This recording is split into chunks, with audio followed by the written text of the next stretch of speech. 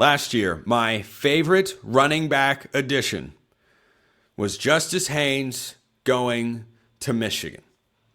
I came on this show and said, this is perfect. This is a great fit. Go from a passing offense that not only didn't want to run the ball, but couldn't run the ball. We saw that again this year. To a place that just wants to line up and run power as many times as possible. I said it was a perfect fit, and it was. It was beautiful. Watching Justice Haynes thrive in the Michigan offense filled me with an undeserved, probably, amount of confidence in my own football takes, because I said, that's going to work out really well.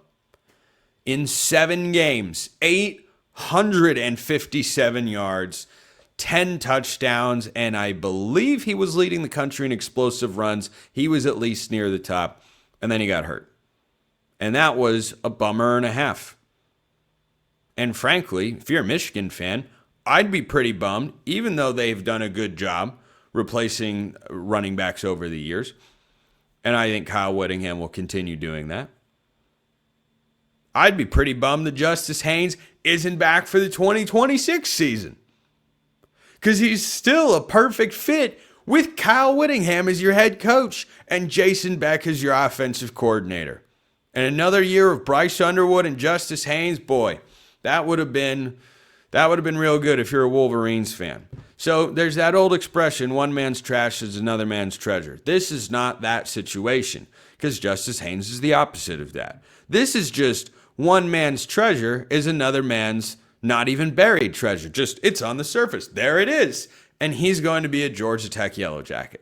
I love this move so much. It's so great.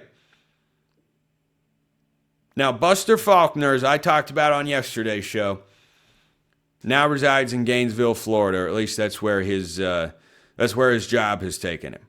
He brought with him Georgia Tech's quarterback of the future. Here is my only objection. And I don't know what went on behind the scenes, why Justice Haynes, after getting hurt, wouldn't want to go back to Michigan. Maybe he didn't vibe with Kyle Whittingham or Jason Beck or both, or he just wanted to get out of Ann Arbor. I don't know.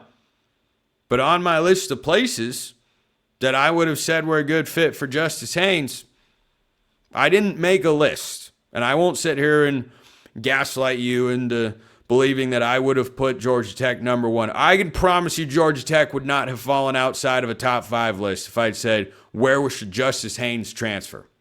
So if he's able to get back to full health in this offense, man, he is Brent Key's kind of guy. Tough, hard-nosed, and can also be explosive on the ground. Here is the only potential problem. Georgia Tech just had their best season since 2014. And there are a lot of programs we're going to ask this question about, because I think it's incredibly fair to do so. Are they going to be a pullback team?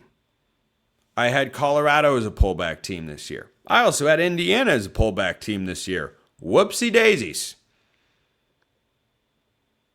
Georgia Tech is not a program that has sustained a high level of success over the years. So when you flash up and after the first couple months controlled your own fate to make the ACC championship game and the college football playoff, and it didn't work out for Brent Key and the Yellowjackets, what do you do next? Do you recede back to the mean, or do you establish a new standard?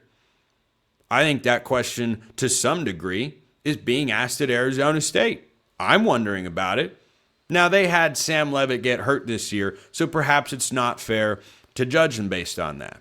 I don't think that 8-4 is what Arizona State is going to continue to be. I think they're going to be back in the 10-11 win range come 2026, presuming everyone stays healthy. Speaking of Kentucky, they've got Cutter Boley at quarterback, in case you missed that particular news. But my objection with Georgia Tech, sorry to keep drawing that out, I just get sidetracked. There's so many exciting things to discuss. I don't know what the Yellowjackets are doing at quarterback. I don't think the Yellowjackets know. This is going to be one of the most interesting quarterback battles come spring football. It's going to happen in Atlanta.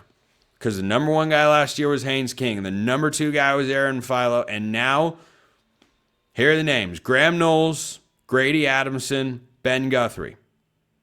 It seems like Graham Knowles has got a perceived lead going into spring football. That's a pretty loose understanding. He's 6'7", by the way. That's kind of fun. But that's got to be one of the tallest quarterbacks, if not the tallest quarterback in all of college football. I'd have to do some double checking on that. But Haynes King, if Georgia Tech had gone on to either win the ACC and therefore make the playoff, or be 11-1 with a win over Georgia, none of these things happened, of course, and make the college football playoff, then guess what? Haynes King probably would have been in New York City as a Heisman finalist, and he would have been incredibly deserving of that particular award. Because Haynes King was routinely the leading rusher and passer for Georgia Tech this season. Are they going to roll the two-quarterback system? I'm not a huge fan of it. Maybe it would be fitting here. Maybe you've got a guy that's a little bit more... Can you run the same offense with a 6'7" quarterback that you can with Haynes King? I don't know. Maybe you can. Maybe you can. But there is a startling lack of experience in the room. And Brent Key, maybe it fits his character perfectly. He's old school approaching this thing. Georgia Tech has not added a transfer portal quarterback. They have added transfer portal players, including a 5-star receiver from Alabama. But they have not added a quarterback. Well, guess what? I don't think there's anybody left. The portal remains open to enter until Friday. You can exit any time, but I don't think you've got a clear-cut starter that's just sitting out there. Everybody's found their place. Everybody knows where they want to go. Hassan Longstreet's going to LSU, saying, I don't want to develop with Lincoln Riley. I want to develop with Lane Kiffin. Okay. I was a little puzzled by that decision, but okay. That quarterback battle, more than who's going to win, I'm going to be more closely monitoring when spring ball rolls around. What's the expected level of play? Because while Georgia Tech is indeed about running the football, Haynes King played at a pretty high level last year. And he was also a very experienced guy in that offense. And that's one of the reasons that you'd have to say Knowles has the advantage. He's been watching that for the last couple of seasons. He's the most experienced guy, but none of them have actually played ball before. Is Georgia Tech going to make a leap a year after they lose their go-to guy?